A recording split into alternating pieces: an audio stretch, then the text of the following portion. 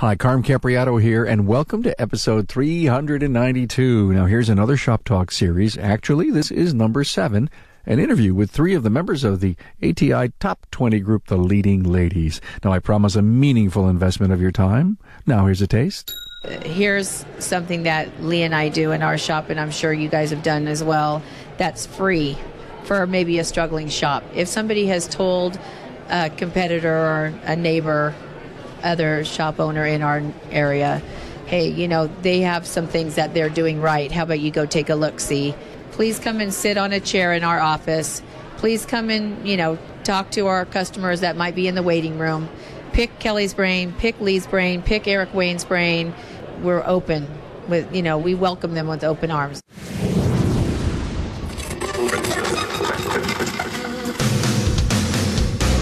Welcome, aftermarketers, to Remarkable Results Radio. Listen to learn just one thing from today's episode on your journey to remarkable results.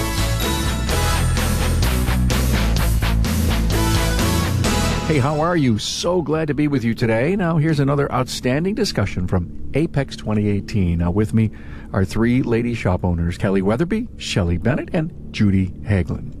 Welcome, Carm Capriato here, and I'm so glad you're here and loyal to the Aftermarket's premier podcast. Now, I'd like to know what matters to you. Topics, guests, formats, you name it. Write me at carm@remarkableresults.biz. Love to get your emails. Hey, and don't forget, this is your podcast and resource site. What you want matters to me. Hey, I want to thank Federal Mogul Motor Parts for their tremendous support of the Aftermarket's premier podcast for the last 3 years. Now, looking for hands-on, real-world technical training and experience? Garage Gurus offers on-site training in major markets across the country, providing the equipment, tools, and know-how needed to help keep your next job on track. Find out more at fmgaragegurus.com. Hey, again in December 2018, I'm giving away some podcast collectors swag, a coffee mug and a mouse pad. Now, all you have to do is listen for the December password in this episode. Enter to win at remarkableresults.biz/swag. Winners will be selected in the first week of January 2019, so get on board. Well, it's time to introduce you to my panel. Judi Haglin from Haglin Automotive, Boulder, Colorado. Shelle Bennett from Mike's Cars in Gettysburg, PA. And Kelli Weatherby from Accurate Automotive in Mesa, Arizona. Now, these 3 ladies are members of an ATI 20 group that is called the Leading Ladies. They are proud of their numbers. They are the top 20 group in performance within the ATI program. Now, how's that for strength in numbers? We had a really relaxed and wide-open chat in the AAPEX 2018 studio where we touched on the disciplines they have in their 20 group, what they believe is the secret to a successful business. They also agree that finding your humility will change your world, and also why the fear of sharing holds businesses back. There's plenty more, especially the talk on the secret sauce. Get the talking points and the ladies' bios at remarkableresults.biz/E392. Hey, enjoy this discussion with these leading ladies.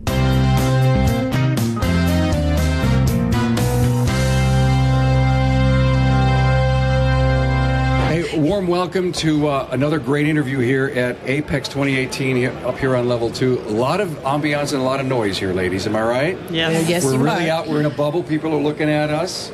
And it's just so great to be here at AAPEX. And I was chatting with Judi a while back. Judi Haglin, say hi. Hello, all. And Judi said, hey, Carm, you've always wanted to interview the all-female ATI 20 group. And I said, yes. And she says, I know there's going to be 3 of us at AAPEX. Can we get together? And I think I hesitated for a half a second. If that long. And I said, absolutely. So besides Judi Haglin from Haglin Automotive in Boulder, Colorado, Shelle from Mike's Cars in Gettysburg, PA, say hi. Hello. And Kelli Weatherby from Accurate Automotive in Mesa, Arizona. I got it right. Hello, all. Yes. You did. By the way, what you didn't hear, everyone, was the blooper that I made that we kindly edited out. Oh, Carm, there's edits in podcasting? Yes, there are. So, hey, glad to have you here. I'd love to know what's going on and how you guys bring this, all-female shop owners? Yes. Yes, we have a 20 group that we meet twice a year, and we call ourselves the Leading Ladies with an ATI 20 group. Started about 6 years ago Shelle and I were talking and said, hey, we need to put a all-women's group together. So everyone in the group they're women owners. We have one manager, and they're decision makers and movers and shakers and make it all happen. I find it so interesting that, Shelle, I interviewed your husband, Mike. Yes, you did. In January of 2018. A great interview, by the way. It's one of my favorites. And he said, he says, I'm a full-time ATI coach, and Shelle runs the business. How cool. So you do all this work so that Mike could go out and teach. Absolutely, yeah. Wow. So actually, I was in the business before Mike was in my life. So because I'm the one that actually was in that business because of my parents. So he kind of came into the business because of me, but then he needed a bigger challenge. So it just evolved. And yes, so he is a coach with ATI, and he trusts me enough to run the business. What do you get out of the leading ladies group? When you guys get together and spend the time, what's the value? Is it monthly? How often do you meet? We meet twice a year. And I think it varies what we get from it. Sometimes we come away with great knowledge of how we can improve our management skills, our leadership skills, how technology is changing, what we can do for our shops. But I think I can speak for myself. Sometimes I come and walk in a very low moment, and then I leave just lifted up. The women, it's a very diverse group of women, and it's unusual because we all love each other. Like, we want each other to excel. Like, we want each other to be fantastic. And so you don't find that in a group of women very often. I love it. I truly, by the way, love is an important word for me in business. Mm-hmm. We care for each other. We want to see each other do good cultures, good business, have great cultures built on having a caring philosophy in it. So I just wanted to add on to that, that when we do meet in our 20 group meetings, we always have a social event the night before, so we get out all that social stuff. Right. And then when we come back, when we go in at 8 o'clock in the morning, this group works hard. We're digging into it works harder than in the other 20 group that I'm in. We dig in real hard. Yeah, we're very focused when we come in, so having that social before we get there is really part of the meeting, actually, getting that done, and then coming in and starting off. Is there an agenda? Yes. There's an agenda, and sometimes we don't always stick to the agenda because things may filter in and out, but we have a definite agenda, and a lot of it is we have homework, so we come prepared with our homework done. In our group, it's not really accepted that you don't have your homework done, because then you're prepared to learn and grow and go back and change your shop dynamic. Needs to be done. I think we have a unique group because of the relationship we have with our ATI facilitator, George Seeks. That's true. And Shelle and I are the co-leaders of the group, so we put together the agenda with George and the homework and the direction of where we're going to go based on what we had talked about previously. And then we also have a private Facebook page for the group. We'll do a Zoom meeting, and by those topics and conversations that we have individually or as a group, decide what's our next topic and what are we going to really delve into. You're basically raising your hand and says, listen, I really want to bring this topic up with the group because I'm struggling with this. Right. Or I'm looking down the road and I'm seeing something coming at us and we need to really bring it to light. Right. That's correct. And we have a lot of times we're reading a book. In collectively, we've decided, or Judi and Shelle and George decide what book they think we could benefit from, and then we do our webinars on the book and what we're learning. And I think that's where you guys get some of the agenda items, because sometimes in the book and the response of what we got from the book, because everybody gets different things when they're reading, and I think those then lend itself to the agenda items that we can dig down into, whether it be educating ourselves or emotionally buoying each other or whatever that. Yeah, so digging into those topics as between meetings usually leads to stronger categories of things that we really need to dig into. I think one of the big key points that we do follow, we've started that from the very, very beginning, is that we call it the fire hose. So if you go to a class, you learn all kinds of major information and you're just overwhelmed. We like to take one topic, delve into it, and then work on it to where you have the time to think, you have the time to make a plan, and then you take it back and you're able to feel successful that we've spent 2 days together and you come away with a great product. Well, and everybody has their own culture at the shop too, so how you can learn the concept and then adhere it to your culture to make it be a difference in your shop. So that's a really powerful tool. I'm talking to Bud Houston, a technical product specialist with Federal Mogul Motor Parts. Do you actually put products in the hands of the technicians? Yes, absolutely. Anytime there's new product introduced, perhaps a new problem solver or a new technology, we keep that stuff on the van just because their local parts supplier may not have it available, and we think it's important to show them what's coming, and then seeing the part is really, especially with the new OEX, seeing the part and touching the part is something that changes perspective rather than just a piece of paper with a picture of the part. Okay, so you put an OEX pad into the hand of a technician, and you've done this, I'm sure, hundreds of times. What do you see on their face when they see it? You can tell they get it. You know, in our industry, there's technology that we use all the time that you look at and you're like, that just doesn't make sense to me. I'm going to take your word that it works. You put an OEX brake pad in somebody's hand, and I just ask the question, why does this look so weird? And they're like, I bet it's to make it cool. They get it as soon as you put it in their hand. So technicians holding your product and listening to your presentation, do you ever see the light bulbs go up? They raise their hand and says, boy, I've got a great idea for you? Oh, yeah, absolutely. Not only does that happen, every time I'm with a group of guys, I solicit ideas. I'm like, listen, a lot of the stuff that I've shared with you originated in a bay somewhere where the technician said, you know what, if you could do this, it would be really cool. And so the stuff that I get, I send up, to our engineering team and say, hey, could we do something like this?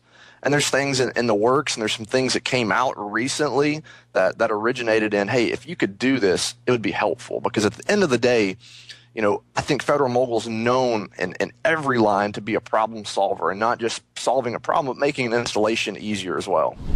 Federal Mogul Motor Parts' Garage Gurus is your go-to source for the vehicle training, technology, and answers you need to keep your next job on track. On site, online, or on demand, the Gurus are here to help keep your business and your career on the road to success. Visit fmgarageguru.com. Hey, Carm here. I'm stopping for just a minute. In our December swag contest, the password is wisdom. Go to remarkableresults.biz/swag, use the password wisdom, and enter to win a collector's coffee mug and a mouse pad. The drawing will happen in the first week of January 2019. Good luck. Culture's big for me. Mm-hmm. Yes. Without question, assume that you all have very important, strong cultures in your business. We spend a lot of time on I can speak for ourselves in Mesa, Arizona. We spend a lot of time every morning. We have a huddle that works on culture, and I think that's very prevalent in all the shops of the ladies that come to the Leading Ladies group. Right.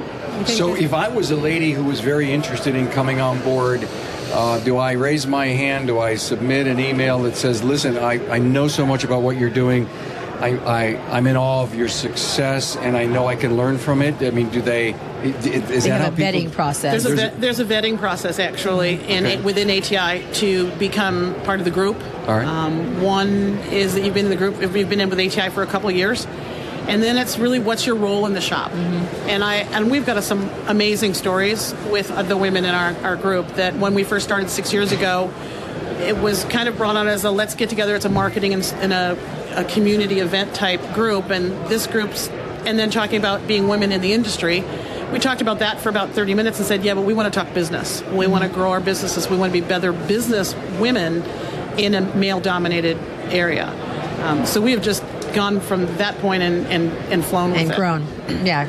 And some of the stories are where like Michelle, where she's on the outskirts and was just doing bookkeeping back, and she's a true partner with her her husband. We're laughing a little bit. We do a bird test, which is behavioral styles, and we have the peacocks and the eagles, the doves, and the owls. Don't forget the owl. The owls. Yeah. Can't forget the owl. Shelle's our local owl.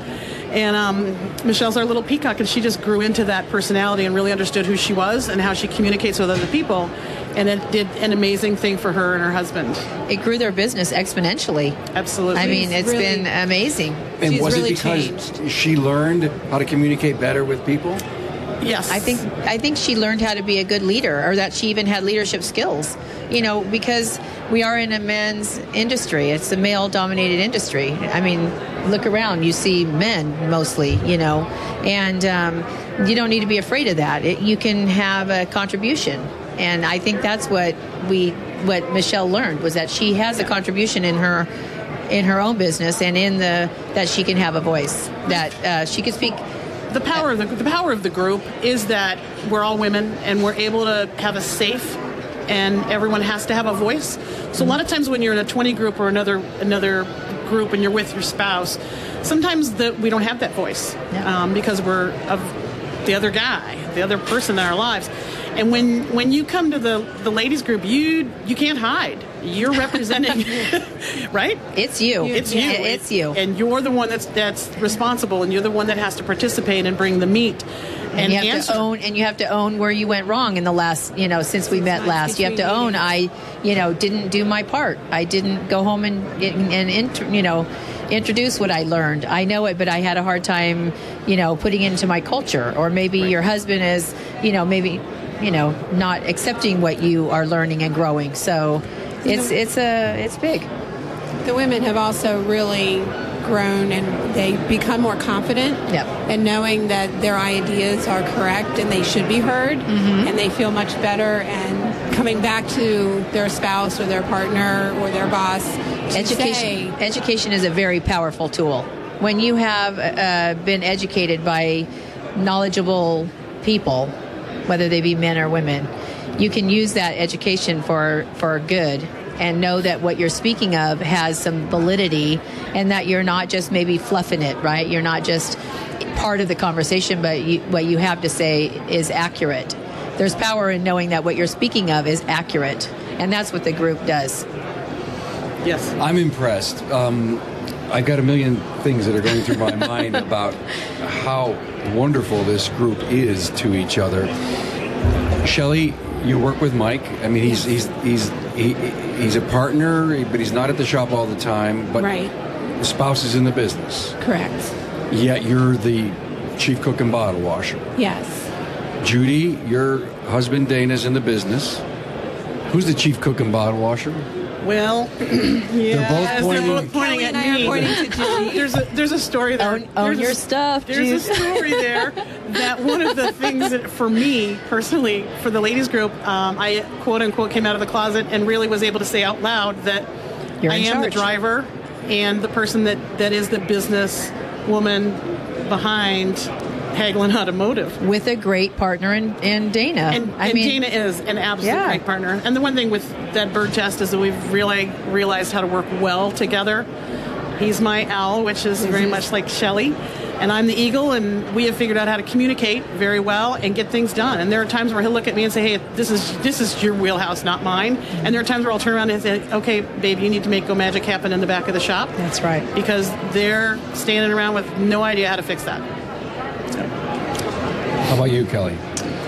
Well, my husband, we started the business together, and we have, for the last 9 or 10 years, my husband has a side business with another group of men, and so I've become more at the shop, with our service manager, who's been with us for a very long time, the getting things done. Between Eric and myself, we're now doing a lot of the running the day-to-day when Lee's not there. We're capable of running it when Lee's not there. When Lee is there, I take my back and work more on the marketing and things like that instead of the day-to-day. It sounds like she's being very humble. She is, and I want to share a story. I have to share the story with Kelli. When we first met with ATI 12 years ago, she and her husband were there at the former owners group, and the four of us connected really well. And then we came back for the service writer class, and they brought, who's your guy? Eric. And Lee. And I said, well, where's Kelli? And Kelli is at the shop writing service. And I went, well, wait a minute. When we first met them at the first class, she looked at me and she said, Judi, you may write service, but there is no way I'm right in service. That's true. So we laughed rather hard when poor little Kelli was back at the shop without anybody helping her. No one got a bigger laugh than Judi. Well, those are the great connector stories that you have, and those are the learning moments. I mean, that's what I'm feeling here, is that you say you won't, but you will, and that you can. That you can. And that group, probably also becomes like a mentoring opportunity too, doesn't it? It absolutely does. I think we can relate to each other when we're in similar situations, and you can see when someone's down and you know that they need that support, and you might have that connection so you can relate to them because you've already been there. So what do you do, Shelley? Do you pick up the phone? Do you text someone? How is it that you get in touch with someone from the group who you know which one really would be great? Our Facebook page, I would say. Okay, it's the Facebook page? Yeah. Okay. Yeah, and sometimes you pick up the phone. Oh, yeah. Kelly's called me a couple times. I put out a question on Facebook, and sometimes it's just easier to pick up that phone and have that conversation. And I think I know several people have called me, or I've reached out to them when they've had a similar situation, and I feel like I can help. So it's like, Shelle, it's Kelli. I got to talk. That's right. And, you're just going to push your stuff aside, whatever you're doing, because that's the power of the group, is that we're there to help. Because maybe I need this help right now. I'm in the whitewaters and I need it now. I don't need it, 2 or 3 days later, and I think in my experience anyway, I can say that when I've reached out, my girls have been there, and it's a very huge support system. And I think that I have found that I am sometimes the mentor and sometimes being mentored. So it ebbs and flows. So you're there to help each other out. You're mentoring. You're a 20 group, and I can't help but think you shared your secret sauce, but yet there isn't any in the industry, right? No, Correct. I think the power of the group is the group and how everyone supports each other, and it's the love and support and the safeness in the group. I love that. Yeah, the safeness of the time of learning and growing, and so you fell down, so what? Let's help you get back up. I'm strong right now. I can help you. Yeah. Right. And there's another story that my daughter, who's an OBGYN resident right now, and she's struggling with some of the other residents, and they don't have a very safe learning environment. And she goes, Mom, I really wanted to do women health because I want to have what you have with the ladies group. Because she came and visited the one time, and she was so impressed how everybody supported each other. They were there for each other. There was no cattiness. There's no any of that. And she said, Mom, that is amazing, and that is really awesome. And she knows that when I'm having a downtime or whatever, she's like, what lady are you going to call, Mom? Who are you going to call? It's rare. It's rare. It is rare. It is rare. And she wants the part of where the group started was having a safe environment for us to support each other. Yeah. When it comes down to it, for me, that's where I feel like it started. Yeah. I love it. I love the safe part, and I think that was really a code breaker right here, is that you're so willing to open up because you all feel safe, confidentiality between each other. And that's imperative. And the fact that you know that there's no major secret, because when you look in the mirror every morning, you're the secret. Correct. You're the secret to the success of the business. No one but you. You're it. And I guess I've been on a campaign for 3.5 years, 370 some episodes as of now, to get that story told so that people will start realizing that, well, I don't want to get any help. I can do this on my own. That's dangerous. I have secrets. I don't want to share it with anyone. And you're right. Those are all the dangers. Yeah, today. Absolutely. And you have to share, I think, with each other and bring all the industry up. And I think that's the most important thing, is that you're helping everybody else in the industry. And whether you're an ATI client or you're with another coaching company, or no matter who it is, you gotta share. You gotta reach out. One of our major we don't really call him competitors in Boulder. He's a mile away, and we're on the ASA board together. We share all kinds of information.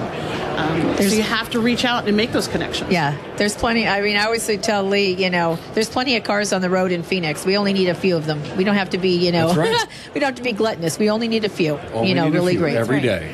Yeah, and we will be extremely successful. Yeah, because those few that we get, we take really good care of them. That's right. They're going to come back.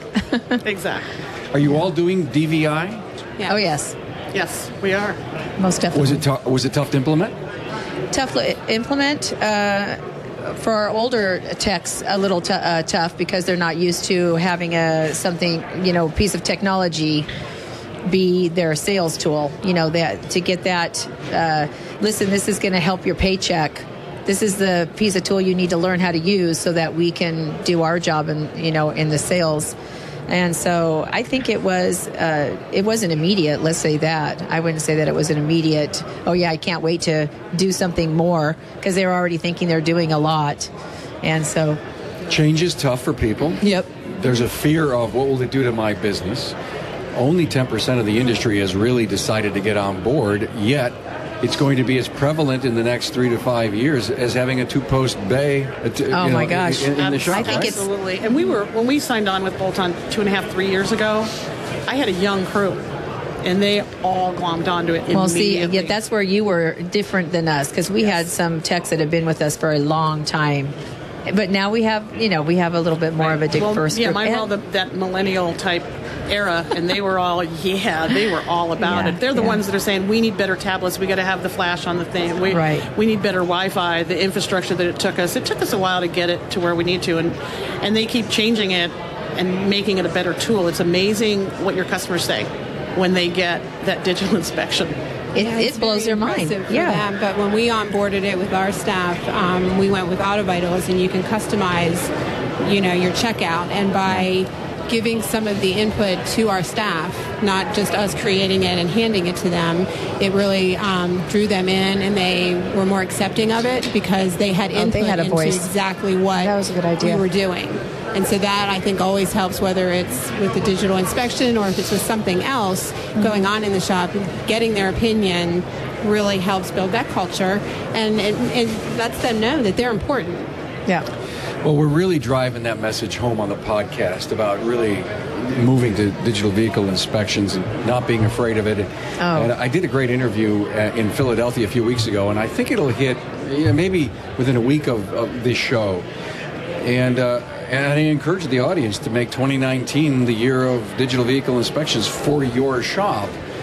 And I'm speaking to the general audience here because I hear great stories. I hear the stories of challenges, of integration, of the adaptability of our senior members. I got to hold a tablet. Right. But by the time they're done with that, they'll probably all say to you, I don't know how we did it without it. Well, they sure were grateful for the result they saw in the paycheck, right? Aha. Isn't that amazing? Absolutely. And I bet your paycheck happened better too. Well, right? of course. Ultimately, yeah. It's a win for everybody. Yeah, it's a win. Absolutely, it's a win for everybody. Well, it really truly is, because it's a win for the customer. It's a win for the tech. It's a win for the owners. I mean, it's across the board a win. So why would I can't believe that you're still trying to talk people into it. So why? Why are people in our industry? I mean, listen, I consider you part of the top 20 percenters. But what about that next group? Why are they struggling? And why won't they network? And why won't they go to training? And what can we do to drag them across the line? I would say humility. They're not humble enough to voice that they don't know, and maybe they're afraid of saying that they don't know. To make change it requires a large amount of humility. So I think there's when you're in the business, I just talked to a couple that are thinking of joining with ATI. It's a husband and wife. They've been in business for 3 years. He's turning wrenches. She's running the front. When you're so buried in that day-to-day, just making ends meet, it's very difficult for you to be able to look up versus just looking down in the day-to-day grind. And I think that if we can get more shops to look up and go to their ASA trainings, because there's many of those around the country. Yeah, just start with one, right? Just adopt one. Yeah. Exactly. And get out there and then start to network and find out who it is, whether it's a TechNet or a Napa Auto Care or a BDG group.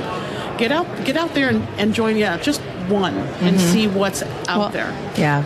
There's more people out there willing to share their information, like all of us, that that people don't realize, and I know in our area we have a Napa BDG meeting and group, and we struggle getting people in. And I think in our area, I think some of the shop owners are older, and they're thinking they don't want to change. They don't want to change. They don't want to change. Thinking more towards retirement. They're Right. not thinking. That's right. I want to be here in 10 or 20 years. Lee and I've done. They don't want to make the change. They want to do what they've always done because it's safe. Right. And they know what they're doing.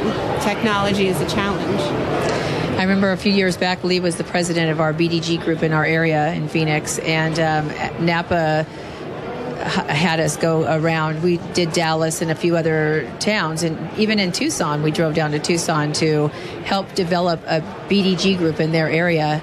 And we did, on the drives home or the flying home, have conversation about why is it so hard for people to make a change? What is it that scares people about change when it's could make such a positive impact on themselves and their businesses? You know, it's a interesting. Humans are interesting that way. I love where we're going with this, by the way. Thank you. I think there's a great benefit for the industry in your dialogue. So thank you for this. Judi, you said something. Looking down, looking up. Mm-hmm. You know, husband's in the shop, wife's on the counter.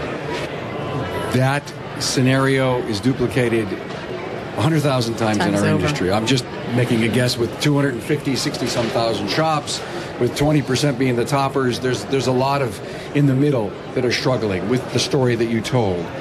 And then I heard the words BDG, and, you know, I love what Napa has done in their local organizations. And why shouldn't the message be, okay, well, if you can't look at spending the money and committing to a coach, why don't you get something going locally? Why don't you know, they always say it takes a village, but, you know, make it local. Maybe that's part of the message. Don't think too big. Start somewhere. Start getting help small. Yeah, that's what I'm saying. Just choose one thing that you can get involved in. Because the one thing about getting involved is it takes work on both sides, right? I mean, even when you're in a BDG group, you have things that, you know, the BDG offers things and you have to do your part too. So it's a give and take in anything any endeavor you're going to go after. I think the biggest fear among shop owners that is in that middle level is, and you had said it earlier about, it's my secrets. These are my secrets. And it's kind of like, you know, golf. You hit the ball and you get in a little hole. There's there's parameters. This is what you do.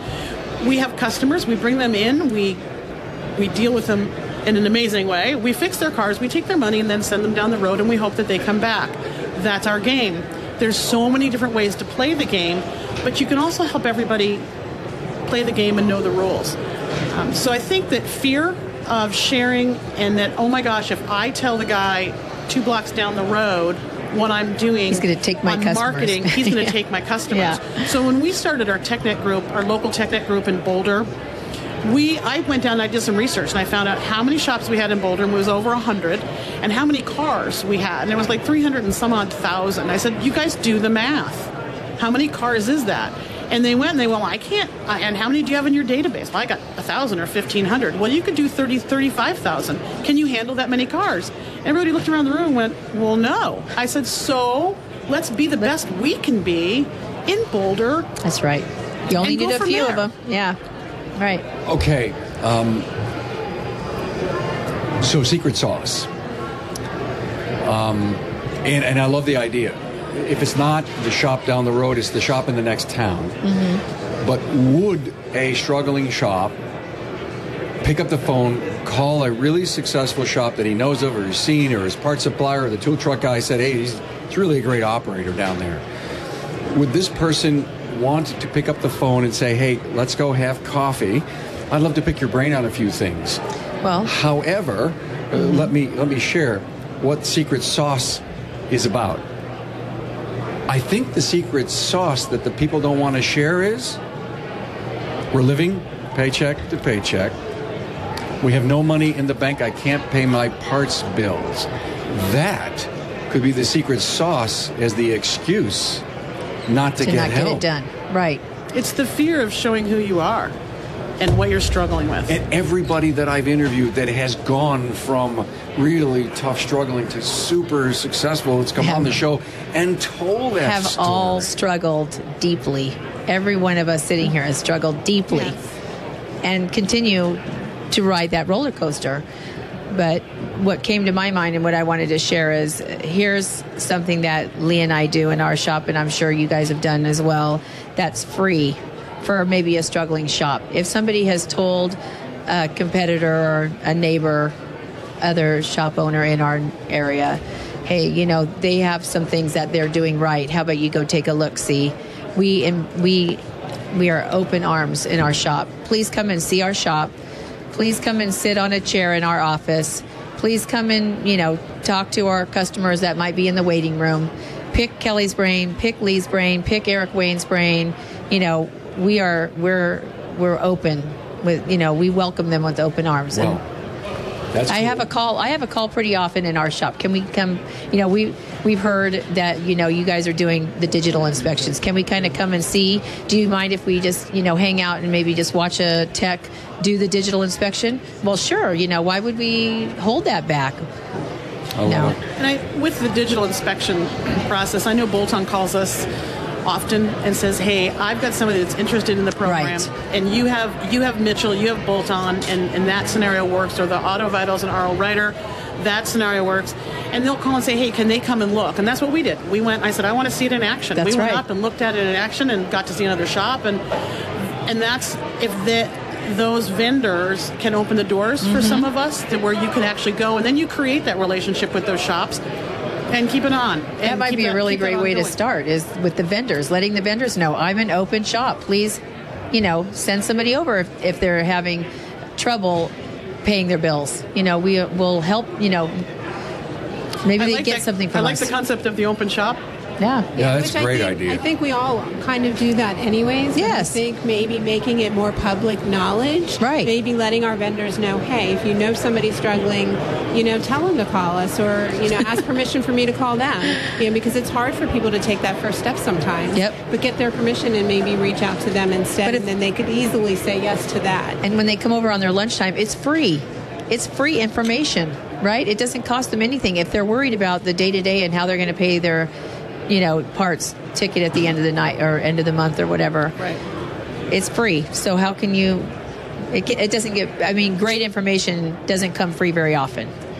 Great dialogue. Thank you. Now, technology is changing so rapidly. Oh, gosh. Have you thought anything about the changing technology at all areas and levels of our business? Will it impact your business model at all, do you think, in the next 3 years?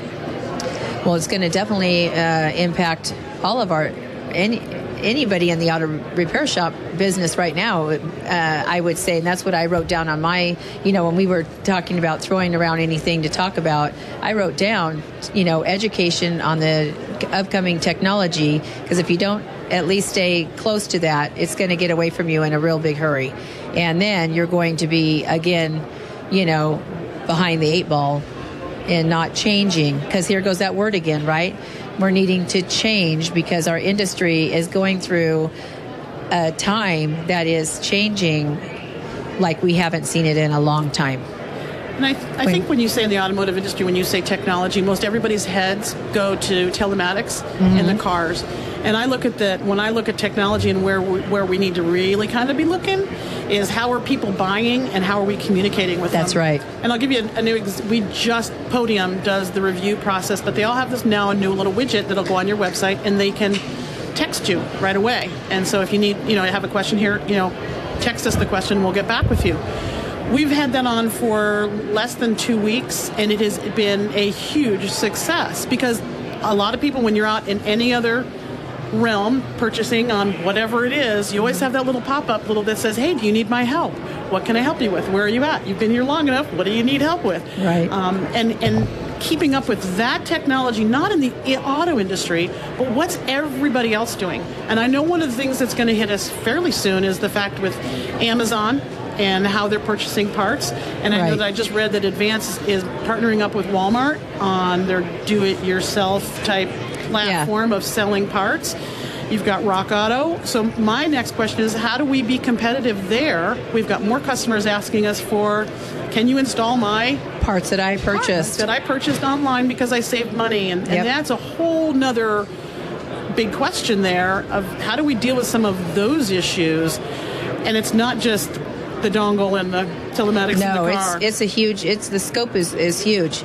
And I think when I think of that, I think of, my dad in the driveway with the hood open, at the DIYer, and the DIYer is now the guy that's buying on Rock Auto or Amazon or wherever he's getting his parts and then trying to do the repair because he can YouTube it, right? Yep. So, and then what happens, as we've all seen it, it's the disaster that comes of that, and then they tow the car in because it's torn apart and they don't know how to get it back together, and then, or they call you ahead of time and say they bought the parts. Can you put the parts on? Well, that just opens a whole nother, Lee and I did a video on that, that I shared with the Leading Ladies group because that is, on a lot of levels, not a great idea.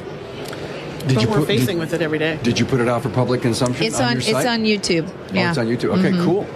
Yeah. And Lee does an amazing job going over that whole scenario.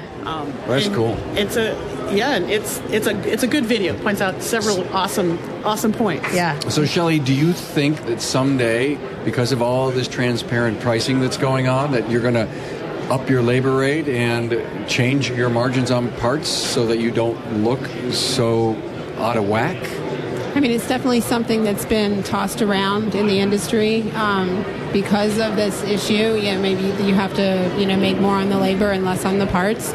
So it's definitely not off the table for discussion. I think it's going to have to go somewhere because it's definitely going to be something that we need to answer.